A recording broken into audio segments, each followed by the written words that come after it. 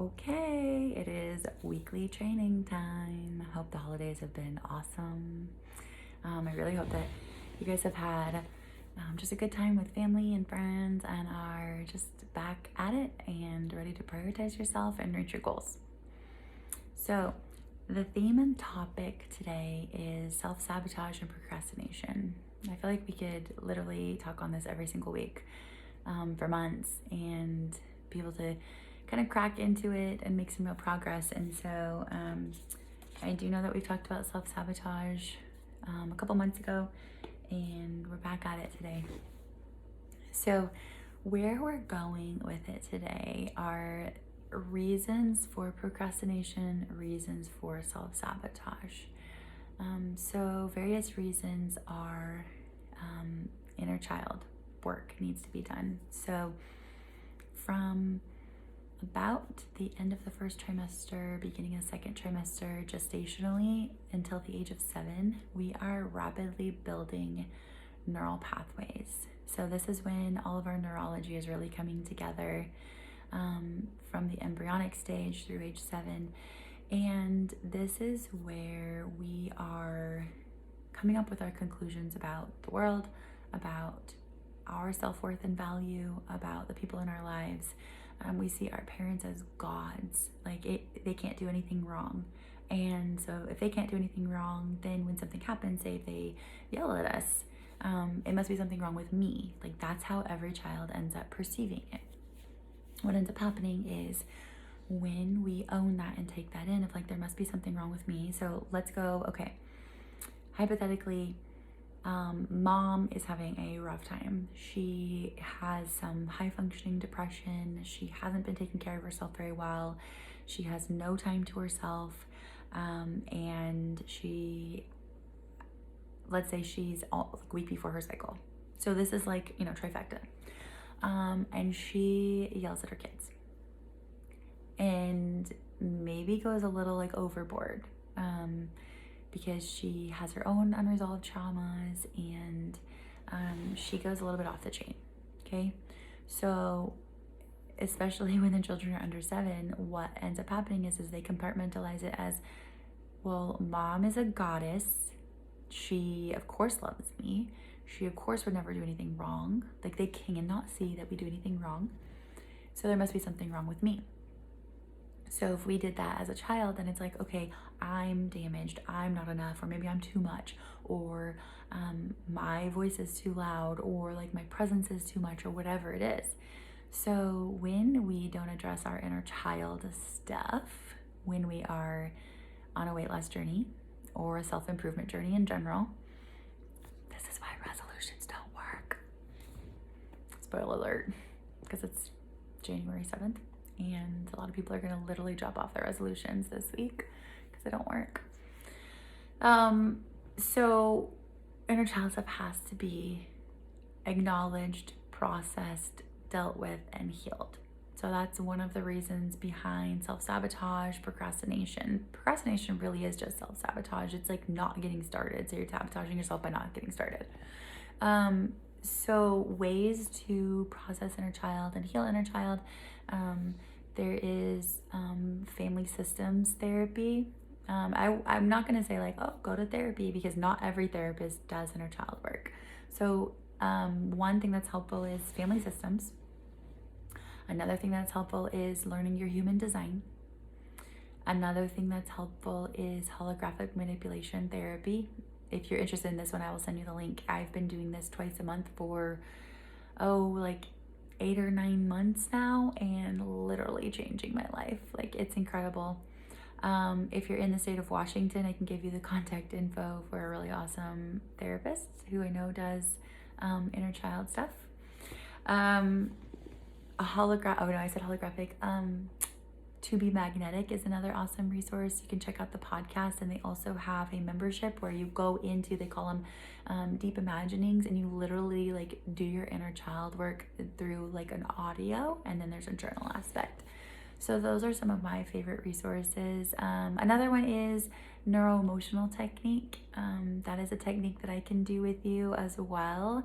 The website is NET, net mindbody.com. You can check it out. And if you want to schedule a one-on-one session for that, we can do that. So another reason for procrastination and self-sabotage is shadow. So all of us have parts of ourselves that are things that we don't love about ourselves. And usually it's because we had caregivers or people in our lives growing up into like adolescence, late adolescence, who didn't value those things about us. So maybe they didn't see it as a strength. So when we have shadow work that needs to be done, shadow are the things about ourselves that we keep in the shadow. We aren't authentic about them. We actually can't show up as our authentic selves. And so that could be something that often isn't celebrated would be like a strong will. So as a toddler, I'll give an example about myself and my daughter. We both were very, very, very, very, very, very, very strong-willed humans, both of us.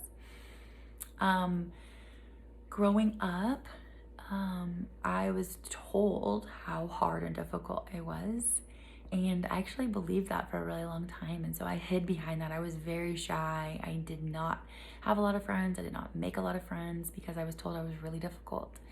And my daughter is just as strong-willed as I was, and maybe more so. Some people in my life have been like, well, she's just like her mom.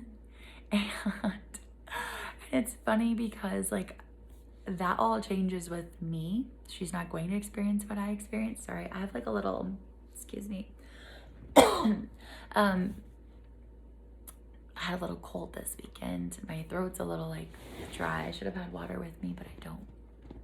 So shadow work is the stuff that we keep in the shadow. So why I brought that up is that it doesn't have to stay in the shadow. One, we don't have to put things in our kids' shadows for them. Their peers are going to do that for them. Like school is hard for kids. But if you have things in your shadow, you can bring them out. You can celebrate them. There can also be, it's called a golden shadow. And those are things that are positive about ourselves that we hide because someone else was either intimidated by it, we were shamed for it. It's kind of like if you're outshining your peers or your family, a lot of times those good things about yourselves, they say, people in your family might say things or said things to you to make you feel bad about those positive things. So it's a golden shadow. Shadow work, all of the things I said about inner child can also be worked on for shadow. And even just learning about it, do a web search of inner child and shadow, and you're gonna get so much, so much. There's even like a shadow journal that's going viral on TikTok. So really popular right now to be doing inner child and shadow work. Other reasons they're all generally stemming from that, but other reasons that we will procrastinate or self-sabotage are our beliefs about ourselves. Limiting beliefs. So let's talk limiting beliefs, and specifically when it comes to weight loss. Okay, so I want you to ask yourself this after you get off of here. Journal through this. So write this down. Do I believe I can lose and maintain the weight? Do I honestly believe it? Like in my body, if you were to like close your eyes and breathe for just a moment and like ask yourself, do I believe I can lose and maintain this weight? Lose the weight and maintain it. Feel it. If it feels very congruent, you're probably like believing it. Most of my clients have not felt that. There's been a disconnect and they don't feel congruent with that, and so they hold on to the weight. I want you to ask yourself, do I feel deserving of reaching my weight loss goal? Do I identify as someone who is lean and healthy? Do I identify as someone who is overweight or unhealthy or chubby or fat or whatever the word is? Like, how do you identify? When you look in the mirror, even on a good day, what are the first 5 adjectives that you think? Do you think healthy, glowing skin, lean, amazing, incredible, sexy, sensual? Like, do you think those things, or are you thinking negative things? So I want you to take some time to journal those things, because those are limiting beliefs that are going to limit and block you from your weight loss goal. So self-sabotage and procrastination are generally the reasons that a person comes into my programs. Because when we're self-sabotaging, we're like on that yo-yo cycle where it's over and over and over of like up and down and up and down, and we just can't maintain it. And that's why I created a program where we actually talk about inner child, we talk about shadow, we talk about the emotional traumas. So another reason, or another thing that I want you to like journal on and really think through, are any experiences that you've had around weight or appearance. When you were little, was that a big topic in your home? What was your mom's relationship with food? What was your dad's relationship with food? What were their relationships with their bodies? Were they of healthy weight? Were they overweight? Were they underweight? Were they orthorexic, anorexic, bulimic, binge eating disorder? Was there mental health issues in your family? So in adolescence, so let's go to like 11 to 18, kind of early adolescence into like later mid. What were all your experiences? Were you ever bullied for your weight? Were you underweight? Did you have big boobs? Did you have a big butt? Like, what were your experiences around body and food? I want you to just journal and process through all of this. So I hope you're making notes on all this, because obviously I'm not giving you time to journal it right now. And then lastly, like, what has been your experience as an adult? What was it like going to your 10-year high school reunion? I know that at 10 years, that's usually when like some people look the exact same and some people have put on 50 pounds. And that's like something that's like a topic. It's like you go and people are like, oh, that person looks the same. Oh, that person's fat. Like, wild. What are your experiences as an adult with body image, any bullying? It can still happen as an adult. What's your experience with food? Did you become mom? Did you carry kids? Did you breastfeed? Do you have scars on your body from some sort of surgery, injury? What's been your experience? And the last thing that I want you to really face is, do I love my body now? Not will I love my body when I'm a certain size and a certain toned or whatever, but literally, do I love my body now? Because you cannot heal a body that you hate. And I'm going to go as far to say that if you cannot face your body now and learn to love your body now and be grateful for your body now, you are not going to lose weight. You are not going to be successful. You are going to continue on this yo-yo cycle.